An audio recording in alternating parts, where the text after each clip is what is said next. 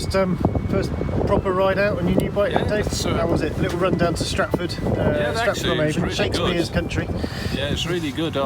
It is a lot different to the triple black, which I didn't think it'd be, just because of the suspension. But it is. It's and the colour. Yeah, and the colours obviously. Yeah, makes it ride much differently. Yeah. Gear changing seems different as well. Whether they've tweaked it just slightly, I don't know. It seems to be quite positive, smooth. I saw you touch 60 mile an hour at one point. I was 70 at one stage, yeah, when I was trying to catch you up.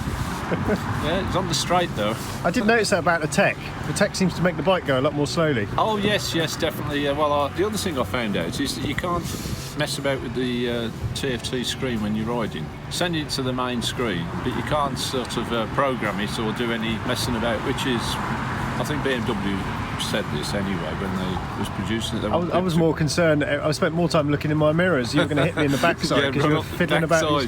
No, very impressed with it so far. It's nice that your bike's looking a bit muddy though, Dave. That's a bit stressful. Dirty. I think that's good. We're going to have a little look around the bikes now because Dave has a habit of accessorising to extreme. So we're going to play a little game with Dave. It's called Pretty Useful or Useless, and I'm not referring to Dave because he's very useful. But it should be interesting to see his thoughts on the accessories he's bolted to his bike versus what everybody else out there thinks.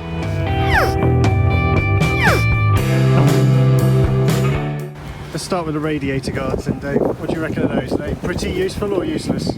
Well, the trouble is when they're fitted, we don't really take any notice of it. It can't be classed as pretty. Even though you don't go off-road, you could damage them with a stone on the road. Is that 1,000,000 to 1 chance? Yeah, I mean, there's a couple of things they say. I mean, I think Touratech say don't use them in hot countries. Yes, I was going to mention that. Really, I think they obviously these are from Touratech. Yeah, and it cuts down the airflow, doesn't it? Yeah, they've made them so it's a louver effect on the guard, so obviously they take a fair amount of air in. I suppose it's cheaper than it's more about the inconvenience of having a hole in your radiator at the roadside, right, isn't it? Yeah. For what, 120 quid fitted? Yes, something like that. Dead easy to fit. Yeah. Okay, so the headlight guard. So you've raided the Touratech catalogue again for headlight guard. I've gone for Touratech. Your favourite one, because that's the most expensive one you can get. That one, isn't it? I like this one simply because it's black in its wire and you can see through it. Yeah. It does come away. You can remove it to clean the headlight. Yeah, it just pulls off, doesn't it? Oh no, yes, it just pulls off to clean. That's only for off-road use, isn't it? It's not technically road legal in the UK or Germany. I'm not sure, but I don't know really. You are the knower of all things, Dave. I'm surprised that they sell it, you know. But I don't think you'll ever be picked up for that. Like, you will now. Everybody knows. Yeah. There's at least 20 coppers watching this, Dave. You're a marked man now. But I think this falls into a category of, obviously, it's quite nice cosmetically. It's quite a nice guard to have on. Gives it that rugged off-road look, doesn't it? And of course, it's functional as well, because if you do have a stone hit this light, I'm being told this is well over £1,000 to replace it. Well, that's assuming it's not a stone that's small enough to go through the hole. Yeah. So I've got a slightly different approach to my headlight guard because I've not gone for a proper guard. I've actually used the acetate sheet stuff that goes on the front of it. It's supposed to work pretty well. It's not going to stop a major stone cracking the glass, but it's supposed to be quite powerful in what it can stop. This is supplied by Ventureshield. It is, yeah, that's people, yeah.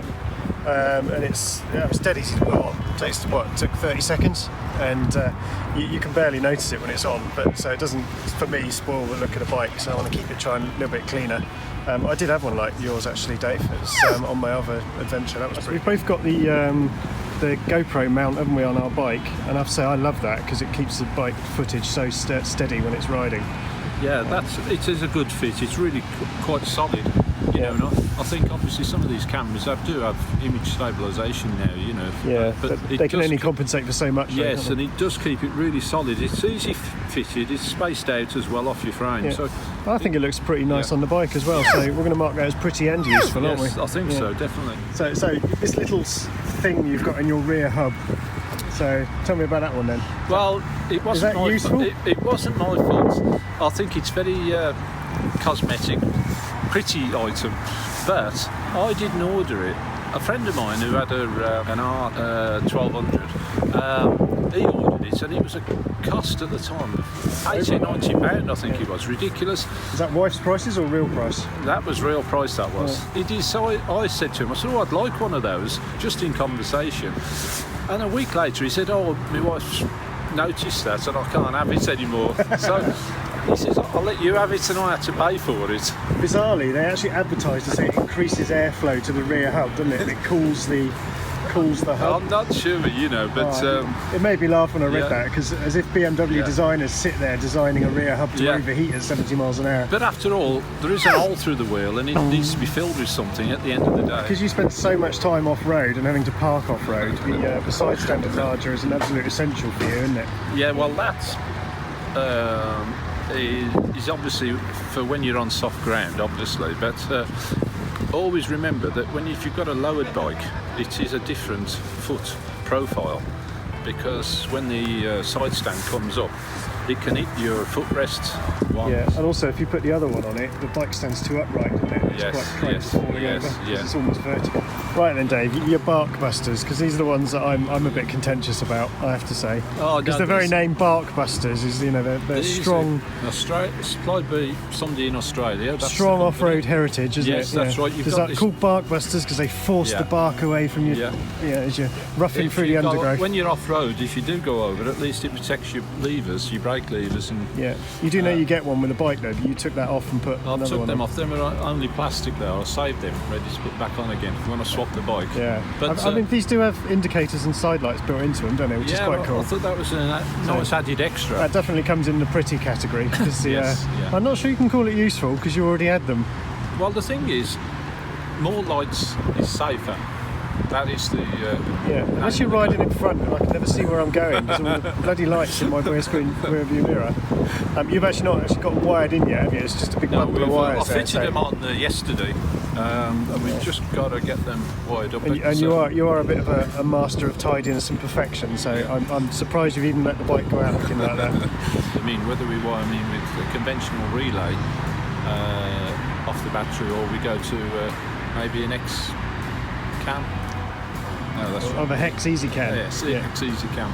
No, don't. That's going to be a whole new video if you do that. That's going to be great. I cannot see, with all the lights you've already got on that, a more pointless addition to your bike, but we'll see. That's going to force you to buy it now, isn't it? It's definitely. Yeah. Well then, Andy, talking about extra lights then, how do you explain these on the bike? Well, actually, that's one accessory that I think is pretty good. I did put the extra little, I think they're called micro fluters on the sides, because it gives your bike more width in appearance when you're coming up behind people. And they certainly can't miss you coming when you're like 7 lights on the front, but I do like the extra width these give. There is one major difference though between mine and yours. I think yours are probably about £600–700 altogether. These were 40 quid from Wonderlish and took about 10 minutes to install. But that's okay, we won't dwell. I don't think, the thing is, we're not talking about the price here, we're talking about the principle. Well, no, the principle, it's an excellent principle of having sort of side lights, wider lights on your bike, because it makes your bike look wider and more noticeable. People, just notice as you're coming up behind them. And they are pretty bright, even in the daylight, just with some little lights. Because you've got these little guards around the bike for all the various bits and pieces, haven't you? Yes. So what's that one protecting there? I don't really know actually. But now talk me through the purchasing process, because I don't reckon that's the case. I reckon you were just browsing through the Touratech website and went, I haven't got that all right, one. Then I own up.